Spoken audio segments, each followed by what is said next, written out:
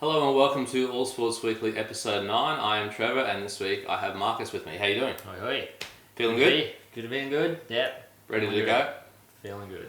Nice one. Guys, obviously we're on YouTube. We're also on SoundCloud, on soundcloud.com if you just rather listen and not watch the show. Send us any emails on allsportsweekly@outlook.com. We're at Twitter at allsportsweekly. And leave any comments down below if you'd like us to talk about anything next week. Just a quick little message. The channel has crossed 1,000 views, which is pretty cool. Woohoo. So yeah, not bad for a little amateur setup. So thanks to everyone who's been watching and liking and stuff like that. 1,000 views, that's not too bad. Marcus, mate, what have you been watching this week? Well, it's not really a huge week for sport. No. I watched, I think, a bit of a practice match, only because that was free on the West Coast site. So AFL. AFL. Yeah. But apart from that, not really too much. Yeah, I haven't caught much myself. A little bit of cricket on the 2020, Australia and New Zealand. But no, I've been pretty busy with work. But also it feels like at the moment we're just waiting for those footy codes to start up. Get going. You know, there's a little bit going on, but yeah, we're all ready for that NRL AFL. When we're going to have a good chat about the AFL Pre-Season this show, and next week will be the big NRL Pre-Season. We'll do that then. So, mate, first of all, we'll start with cricket, just quickly. Australia and New Zealand playing 5-game T20 series in New Zealand. Now, New Zealand are winning 2-0.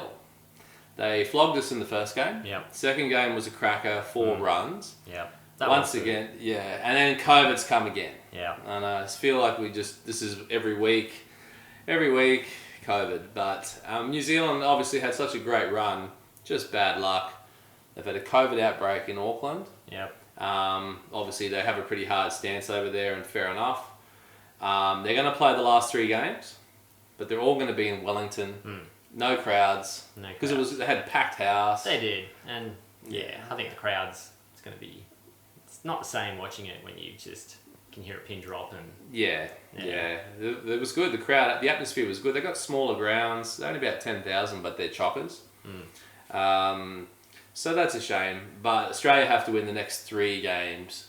Not sure about how that's going to go. And the kind of the news on that one is Aaron Finch is bang out of form. Like, I don't mean this series, I mean the Big Bash, the last year, this series, he's out of form and he's our captain. Now, there's a 2020 World Cup this year, and Australia have come out and said he will be the captain. So it's kind of like when a politician gets the full support of the party. Yeah.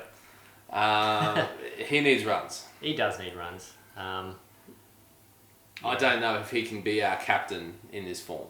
Nah. So I mean, that's who you look to, isn't it? That's your captain. They're the one who the top order doesn't go well, but you still need him to step up and get the runs, and no runs. He needs a good innings or 2, and he needs them pretty fast. If he has 3 more failures and Australia gets smashed in this series, there's going to be some serious questions there. And talking about captains, Steve Smith he's been playing Sheffield Shield. He's been asked twice on 2 separate occasions about Pat Cummins being the captain. Yeah. And he doesn't sound like he thinks it's a good idea. He did not seem like, I saw that on the news. Yeah. I was like sitting down watching it and it came up and I'm like, man, that just, he did not seem enthusiastic. Oh yeah, you've had an easy day. It's like, anyone can do that. That's right. Yeah, one thing's like, he had nothing to do today. Yeah. And the other one was like, bowlers, no. And, well, that's, I mean, the bowlers aren't usually captains, are they? They're not. It's rare. It has been done, but it's rare. I mean, they're physically exhausted after their bowl, and then they have to think about everything else. I'm not a big fan of fast bowlers being captains, but what we've seen there is that Steve Smith wants to be the captain, because that was always never clear. As we've had a bit of a debate. Some people are saying he shouldn't be captain. He should be. I think he should be, but not everyone agrees. But what we've now seen is he wants to be the captain. Yeah. And that's it. It's pretty interesting, I think it is. I think it makes it worse in a way. I mean, I think he wants it. What do you think he should be? I don't think he should be. I think what he's done, he got caught, dragged everything down. It just made everything look bad. He lost the captaincy because of it. And to then just give it back later on, I mean, some time has passed, I get that. He's paid a price, but yeah. Well, yeah. Okay. Just on that, I'll just on a side note, just to quickly talk about netball just for a second. Australia's playing New Zealand in netball. Mm-hmm. They're going to play their Constellation Cup. Now they've got this thing where they're rotating the captaincy every game. No, yeah. I think that sucks. Yeah. What do you think about that? Because we're talking about the Steve Smith with the captaincy. It's a big deal. It's an honour. Yeah. And then that sport, different sport, but they're different saying... sport. And I heard some quote saying, oh, everyone on the team could be a captain. I'm like, well, that doesn't make sense. That's not how it works. No. I mean, everyone can be vice-captain. You can rotate that position to see what people are like in the top leadership group, but... being the captain should mean something. Yeah. Everyone gets a trophy day. Yeah. Or and even the term leadership group is an oxymoron. Hmm. You know, we have AFL team, a leadership group of half the team. Yeah. I don't like it at all. I digress. Steve Smith for captain, everybody. But please leave a comment. Should Steve Smith be the captain again? That's a good one for you. And just quickly before we finish cricket, India has played England in the third test. Now, if you saw this week, right? I saw the highlights and it was entertaining. So the game went for 1.5 days. Yeah. Who needs 5 days? Who needs 2? Who needs 2 days? Yeah. If you had a day 3 ticket, you were out of luck. Yeah. The pitch was described as a sand pit. Now, I don't know if you saw this week, but NASA landed that probe on Mars. Yep. And they had the rover getting around sending us photos of Mars. Yep. You have a look at the photos of the surface of Mars and the Indian pitch, I can't tell the difference. Yeah. That's what it looked like. I mean, I think after England won that first test, India went out there with like a star picket and just went to work. So India... I mean, like, what's his name? The England captain took like a fiver or something, didn't he? That's right, yeah. So the score, England got 112, India got 145, England came back and got 81, and then India got a none for 49. So India win by 10 wickets. 10 wickets. Joe Root, yes, bowling, part-timer. Yeah. 6.2 overs, 3 maidens, 5 for 8. He got hit for 1 boundary in that too. Yeah. So Joe Root got 5 for 8. Now, the thing is though, cricket is a game where you make the pitch to give you the best chance to win. Yeah. I mean, that's India. I mean, that's us. That's us too, but yeah, I mean... You know it's going to turn in India because they love their spinners there. Oh, it turned all right. It turned. I think it was like ball 1 or something, and I think they started with spinners. And it's just like, if your first bowler's your spinner, first ball I think it was in the second innings, wasn't it? Because England have had a bit of a whinge, and India have said, no, this is India, this is our pitch. It's the same for both teams. Yeah, so. We're going to make a bouncy wicket, they're going to make a spinning, turning wicket. A mud hit. So just deal with it. But I think England's chance of winning that 4th test is Buckley's. No.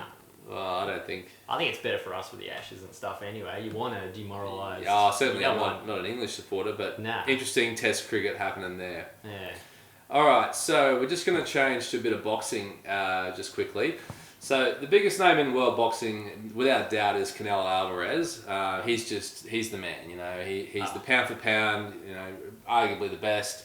He's, you know, takes the world by storm. He makes the biggest money, but he's pissed a few people off this weekend just gone. He fought a fella called Avni Yildirim, I think I'm saying that right, Yildirim, a Turkish fighter who has a 21-2 record prior to the fight. He was coming off a loss, hasn't really fought any big names, basically seemed to be a subpar opponent. Now, Canelo got paid 8-figure sum for this, 8 figures. So he's not doing it, it's big money, a lot of people watching. The fight was described as, it wouldn't even pass as a sparring session. Canelo 3 rounds, I think, Yildirim didn't come out for the 4th round. His trainer actually threw the towel in and said, stop the fight. Canelo gets 8 figures. It brings to the boil a lot of people. He's a very divisive boxer. A lot of people love him. Love him. Worship him. You like him? I like him. I used to rate him, and then he got caught pretty heavily juicing on the clenbuterol. Now, he blamed it on tainted meat. Reliable sources told me that if he had that level of clenbuterol from tainted meat, he must have had about 7 or 8 cows because it was pretty high. Yeah. So he's at a point where he gets to cherry pick who he fights. A lot of boxers do that, but yeah, a lot of people who don't like him have come out and had a real go. Now his list of fights, and he's won all of these fights. He's fought Kovalev, Mosley, Smith, Kermit Cintron, Amir Khan, Angulo, Ryan Rhodes, Miguel Cotto, Danny Jacobs, Julio Cesar Chavez Jr. Some good names, but he's kind of fought a few of them when they were a little bit over the hill or not in their prime. Absolute quality boxer, but to come up and fight Yildirim, he's really annoyed everyone. I think that was for the belt, and I think that was, I forget the term for it, but it had to happen for him to retain the belt. So he had to have a fight in a certain time. He said, yeah, but that's just the sport itself. But I've always been a big fan of him. He's started when he was 13. But he didn't have to fight Yildirim. No, he didn't have to fight him. But he will have to fight him later to get his belt and unify the belt, which is what I think he wanted to do anyway. The word is everybody who wants him to fight Jamal Charlo, who is the guy that people think will give Alvarez the best fight. But if you go back a couple of episodes, guys, we had Luke on here, and he's a boxing aficionado, and he was talking about old Billy Joe Saunders. Yeah. Now, Billy Joe Saunders is a British fighter, and he has a belt, has a bit to say. Yeah. But Luke described him as being feather-fisted.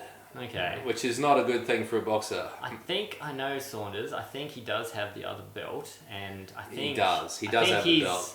Because I think Alvarez's record is 55 with at least 35 knockouts, whilst Saunders I think has about 30 and only about 12 of those are knockouts. So Saunders is elusive, but his chances of knocking out Alvarez, but there's money there, there's a belt there. Yeah, he's not going to fight Charlo, or will he? But my opinion is great fighter, but a bit dodgy and a bit of a cheat. Yeah, maybe. I know his story. He started when he was 13, went pro at 15. Oh yeah, he's a redheaded Mexican. He's a redheaded Mexican. He's angry as. He's all in. Okay, so just answer me this. Steve Smith was the captain of with Sandpaper. Shouldn't captain again. Yeah. Alvarez has got more clenbuterol in him than anything. Yep. He's all good. Well. Come on, mate. Yeah, that is dodgy. I can't remember what penalty both he did get for it. Both two different types of cheating. It's one's for your whole country though, and makes the whole country look bad, whilst the other one just makes you look bad. I don't think. Do you expect a bit less from boxing? Well, there is that as well. Yeah, boxing's always had a bit of that. Yeah, I think maybe that's it. Maybe in boxing you kind of go. Yeah. But I would like to see him fight Charlo, but. Let's see what happens. He'll announce his next fight when he's good and ready. He normally likes to fight at Cinco de Mayo in a few months' time, because it's the Mexican day and big money. Maybe that's a bit too soon, but then he hardly had raised a sweat against the last fight, so we'll watch this space on that one. Okay. All right, we're going to move to football, mate. The round ball game. Now, A-League this weekend just gone had probably the game of the season. With Melbourne Victory taking on Western United. So Western United being the new Victorian team. The Victory having a shocker this season so far. Now, the game was 4-3 to Western United. Besart Berisha, who Raw fans will know, still going strong, got 2 goals. But the game was basically, Victory got the first goal, then Western United got 3 goals, bang, bang, bang, and then a red card, man down. Victory got back to 3-3, and then United at the death in about 95th minute or something. Everyone partied like it's 1999. Nice. Mark Rudan ran on the field, stacks on. It was like they'd won the World Cup or something. But great atmosphere, despite the fact only 7,000 fans there. Now, Victorians will go and watch anything, and this is Melbourne United and Melbourne Victory and Western United. This is a Melbourne derby. 7,000 fans, which sort of says a little bit about where the A-League is at, mate. Now, do you watch any football? Not really. Not a big fan? Not a huge fan. I followed Glory in the first couple of years or something like that. I think when we won. Glory beat the Raw on the weekend. Yeah, we did. I did read that. I mean, when we won our championship, a few years back now, I think. I'm like, well, yeah, tick that box. So you're still loyal to your Western. Still loyal to Glory. I mean. Probably not the best place. Very loosely though. When you coming up through school playing soccer over there, probably wasn't a big deal. No. Can't say it was much. It's a weird season, the A-League. The ladder looks like it's upside down because the Central Coast Mariners are top of the table, and I don't know, that's been a while since you could say that. MacArthur FC, Brisbane Roar, Western Sydney, we've got Adelaide and Perth, that's the top 6. And you got Western United, Sydney FC, Newcastle Jets, right down Melbourne City, 10th, Wellington Phoenix 11, and Melbourne Victory rooted to the bottom of the table. And that's the biggest football club in this country, and they are last. Their fans, their shareholders and stakeholders, they won't tolerate that much longer. So if you were associated with them at the moment, you'd be looking over your shoulder, I really think. Well, we did that Chinese team go bust like, I think today or yesterday or something. Yeah, that's right. Yeah. It's funny how, teams can just drop off. At least there's no chance they're going to get relegated, but yeah. COVID's just throwing this grenade into a lot of football teams running at a loss and counting on those revenues that are now gone. Because the A-League salary cap has diminished, and there was a lot of thought of we're not going to be able to get these big signings, but the youth are coming up and it's been pretty good. I've got a ticket to see a game later in the month to get out to the Raw. They're actually going to play the Western United team. So Barisha coming back to haunt us again, no doubt. But anyway. So keep up with the A-League and we'll bring some more news to you later in the year. EPL, Man United and Chelsea 0-0 draw. This was a big game with the context of the top 4. Man U dead set robbed. That's my take on it. VAR denied them a handball penalty. VAR, every football fan, every team will tell you it's controversial. I don't know what they're looking at, but if that wasn't a handball, I'm a monkeys. Wayne, if you're watching here last week, Wayne, tell your boy Chelsea were lucky. But VAR a very hot topic. Liverpool got off a losing streak to beat Sheffield, and Man City just rolled on 2-1 over West Ham. Just rolled on. They're going to win the comp in my view. They're 12 points clear. The top 4, we've got Man U in second on 50, the Leicester at 49, and then West Ham in fourth on 45, Chelsea 44, Liverpool 43. So that there's sort of 6 teams. It drops off after that to Everton. So I really feel like those 6 teams are the ones. Still plenty of games, but there's a couple of big ones coming up. And also, if you watched last week, Wayne was saying his boy predicted Chelsea would beat Atletico. I thought he was dreaming, frankly. But they did. They went and beat them in Madrid, 1-0. So good analysis there, mate. Champions League rolled on, and we'll have another chat about that a bit later on. Now, mate, this is your time to shine. Ooh. AFL Pre-Season. Your beloved Eagles. Yes, that'd be interesting to chat about, but yeah. Okay. So first of all, 2021. Yep. Thoughts about it? Promising to be a bit more normal. Yeah, I think. Hopefully, a bit less COVID. Yeah, I really think COVID's going to hit at least once or twice during the whole year. No doubt. I think everyone's thought, it's going to be a normal season. It might go back to 20 minutes. I think they'll do some of those kind of things, but they're going back to the normal time, right? Like the length of the quarters. I mean. Yeah. Good. So that should be 20 and time on. So they can go. Yeah. Because I wasn't a fan of the shortened games. It did help other teams. I think it helped Gold Coast the most. I think it made the game a bit quicker and a bit more, I guess, attacking as well. But you want your other teams that, I guess, by normal, I think you should see maybe the Lions, maybe the Port do a little worse. There seemed to be less fatigue. Yeah. And the team's just flooding around the ball the whole way. There was just 36 players going for the ball. Yeah. And it was just the low scoring. And I mean, last year was obviously a weird year. I thought the actual footy was pretty average. Yeah. I picked up for the finals, definitely. It did. The finals I thought were good. But So you feel like, and so are your Western Australian government going to let us come and play? I think so. As long as there's no more. Really? If they don't have any more community transmission in Victoria and stick with that, then yes. And I really. They're going to let us in? They're going to let us in. So far, I mean, I haven't heard of any, and if it sticks to that, I think yes, because I think they want it as well. I don't think they want to be, making it hard. I mean, last year it got made hard. Well, there's a lot of money and that's that. And the players are going to be in a bubble, right? Or no? I think, depending on the restrictions, I think for the majority, no. So if there's no community transmission? There's no community transmission, you get back to full training, you get back to all that. That's so a player can play a game and go to a cafe or a pub or something? That's what I'm not sure about. Yeah, no one's really said that. I think they probably could, but probably won't be allowed to, or you would probably stick to some loose kind of bubble, I would say. I just don't think it needs, it won't be as big a thing because it won't be as enforced, it won't be controlled as much. And I think sportsmen are a bit included in the vaccination. Yes. The 1A group vaccination. Yes, a lot of people don't like that. I don't mind it. I think they submitted for it, and I think they got it. So I mean, having said that, yes, they're sportsmen. That's one side of it, but they travel. They travel a lot. Yeah, and they're the people. One of them does get it. And you take them to an airport. You take them to this other thing. You don't find out till 3 days later. Suddenly, I agree.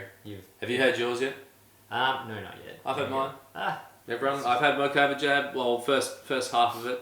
Yeah. Didn't die. No side effects. No side effects. You got to wait the 21 days and get it again. Yeah, got to get the next one in a few weeks. Now I'll get mine from work. So if you're wondering, get vaccinated. Yeah. Rant over. Now, I've done my homework here. Yeah. I think the team to beat 2021, I'm going to call it right now, is Geelong. I agree with that. You agree with that? Well, you took the Coleman medalist in Hawkins and you put another Coleman medalist in it to make a pretty potent forward line. Yeah. You've got an all-Australian back line and then you've got a midfield that's just stacked. That looks strong. I mean, you've got the whole package there. Yeah. You go back to the normal quarters. You go back to having more home games at Geelong. At the Cattery where they're very hard to beat. You're not going to beat them. They get there 10-12. I mean, they're top 4 easy for me this year. Oh, yeah. Well, Geelong never have a real drop, do they? No. They've had some years better than others, and they've been accused of choking in the finals a bit. Yeah. But you've got to play those finals. There's a lot of team who wouldn't mind having that record. Someone had a go at the coach, Scott, there saying, "Oh, geez, you lost a lot of prelims." And he's like, "Well, I'm in the prelims each year." Yeah. So it just depends if Essendon wouldn't mind losing that many prelims. Yeah, but you just don't want the curse of the curse of the grand final to do what GWS have done. I mean, they've dropped off the face of the earth. The Grants, the Western Sydney Grants. Yeah, that's what I'm saying. I'll die on that hill. Why are they a team? Why do they exist? Yeah. Somebody tell me with their 9 fans. Yeah. Don't start me on them. So you agree with me, Geelong? I think Geelong. Yeah, I think. Okay. Now, who's the... honestly, you're a West Coast supporter. Yeah. If anyone's going to give them trouble, it's probably West Coast, I think. Well... Do you think... I think West Coast look pretty strong. Because I know, obviously, you've got Richmond to think about. But and a lot of Brisbane fans would like to think they're up there. Yeah. Are West Coast on the up, or are they... I think they are, only because we finished 5th last year, and I think we can sneak into 4 this year. It's kind of what you want. It's like same as Richmond. They finished 3 or 4. You want the home games. I mean, Richmond showed it last year. Finished 3rd. They didn't care about all the hoo-ha, and then just got the business done at the end of the deal. End of the season. I mean, the Eagles, one of the better teams on paper. You got a complete team, but just last year was just frustrating, as in... Start of the year, oh my god, the Eagles, they got the best midfield in the competition, la la la la, but last year our midfield was the worst part of our team. Yeah. And if our midfield clicks, I we had Nick Nat, who was awesome, but just... And that finals loss to Collingwood had to hurt. That hurts bad as well. Because they went over there, had to quarantine, you guys were giving them plenty of stick. Yeah. And they wanted it more in that game. That's it. We've never been a team, you expect them to win, you're not going to win. Yeah. Don't expect them to win, we'll totally win. So, in my view, West Coast is probably the team to trouble Geelong. But if you don't think that, who is? I think Brisbane should do better. Brisbane? I think Brisbane's starting to I've got them on a slight drop. Well, I think they're getting. I mean, you got Danaher now. They got more of a forward target. He did nothing. He did nothing for us for 5 years. I know. Let me tell you, Brisbane fans, if he misses the first goal of the day, he'll miss the first 10. And he's a long, gangly, long legs, and watch out for those knees and ankles because he played a lot of injuries. Yeah, but he doesn't have to do that much. He just needs to be a target to take some relief off Hipwood. He doesn't have to do it all. Cameron gets to run around and be his crazy self. He can Coleman medal winner. Oh, the Lions are going to be up there. Definitely in the 8, but I just don't think they're in that top level. See, but a lot of people disagree. I'd get them top 4. I mean, it's the same as Port. Brisbane and Port shouldn't do as well this year because they had such the more home game advantage. Yeah. The hub suited them life. It did. It made everything easy for them. Play every game at home. And things are going to be easier. Yeah. Brisbane, I mean, last year when they got kicked out of their final, it was a lot of men versus boys, and Brisbane hasn't kind of arrived yet, I feel. I feel either this year or next year, they'll be here, they'll be that fearsome team. So you've got them better this year than last year? Because they were top 4 last year. I think they're top 4 this year. You think they're top 4? Okay. I think they're top 4. I got Geelong. I've got them top 8, but no more than that. Yeah, sorry, guys. It's the same as Port. I don't know if Port's going to drop down or... I've got Port dropping a little bit as well. Yeah. And I feel like Adelaide have to be better than they were. Adelaide can't be that bad again. Well, if that's the battle for the spoon, I got North Melbourne, I think, winning that one. Well, let's talk about the wooden spoon quickly. I'm a Essendon supporter, and I feel like we're in that hunt. I think there's a lot of Victorians who aren't going to be too happy this year. The bottom 4 teams, you maybe throw Adelaide in there, but I think Hawthorn will be right down there. Yeah, Hawthorn. Essendon. Now, a lot of talk about Carlton. Carlton are always down there. Sorry. Carlton will improve. North Melbourne? North Melbourne I have for the spoon. They're rebuilding. You've got them for the spoon? They're rebuilding. They're rebuilding the coach. They're building half the team. They got rid of good talent. I don't think Collingwood are in the top 8. I think they will probably. I have them dropping. I mean... Collingwood does what Collingwood always does, as in... What's that? What do they do? Well, as in, all this controversy, this happened, they shouldn't win because of that. It's the same with this season. All the off-field stuff, they should affect them, but they still come out and they still Look, they're a big club, but I just think like they've missed their chance. I really do. And Nathan Buckley has a juju curse on him. Yeah. Left Brisbane to win a premiership. They won 3 without him, 2 of them against him. Thanks for coming. Was the understudy when Malthouse won 1. They got rid of Malthouse, brought him in. They've won nothing since. Yeah. Flogging you in a grand final at quarter time, half time, and choked. And then choked. That was a great game. Nathan Buckley is never going to win a premiership, and that is it. I think they will slide. I think they'll slide. I still think they'll be 7 or 8 though. I just don't have them slipping out of the 8. Because I feel like Fremantle are going to come up a little bit. Fremantle is my team for... I think Fremantle will be the team that will make the 8 this year. Yeah, and I think that'll be at the expense of the likes of the Grants, Collingwood. You know, I think St Kilda are definitely St Kilda improved. A top 4 chance. Yeah. But my most improved team of this year, I'm going to go with Melbourne Demons. Now, I've just had a look at the list, so I don't have enough time to go right into it. And Melbourne have been underachieving for a while. I have them well and truly entrenched in the 8. Hopefully better. That's my call. And the team that's going to drop down, I've got Hawthorn. I think Hawthorn are in trouble. And it couldn't happen to a nicer... I was going to say, it's kind of nice. I think, I mean, Richmond's got what Hawthorn had, when they were feared, when they had their 3-peat. They were like, they're the best until proven otherwise. And I think that's still a bit of Richmond this year. So with Richmond, they've had a bit of off-field stuff with Damien Hardwick, right? So Damien Hardwick having an affair... Cochin's wife's friends with them, all this stuff. Is that going to matter? I don't think so. I think they're too focused on the footy. They're too professional. They know what they need to do more than anything. I mean, if you've won 2 flags, you know the standard. You know what you need to do. Yeah. You know the dynamic. Everyone's coming for them though. Everyone is, and I mean they're staying with it. I mean they think they're due some injuries as well this year. They haven't had any runs. I mean with West Coast we had it sucky last year with injuries, but any team with Dustin Martin in it's a chance though, especially in finals. That guy's something else. So We're looking forward to it though. It's going to be good. So a couple of weeks away. Yeah. All right, mate. Well, that wraps up our AFL preview. Thanks for coming on the show, mate. Happy to do And good luck this year. Hopefully I'm wrong about the Bombers and they're a bit better than I think they are, but we'll see. Well, we gave you Waterman. I think you got a good chance. He'll be a forward part. He'll kick your goals. I'm pretty happy with you guys getting Waterman. We'll see. I'm very nervous. Join us next week, guys. We'll have the big NRL preview. And leave any comments down below or anything you like about today. Thanks for everything, and we'll see you next week. See you next week.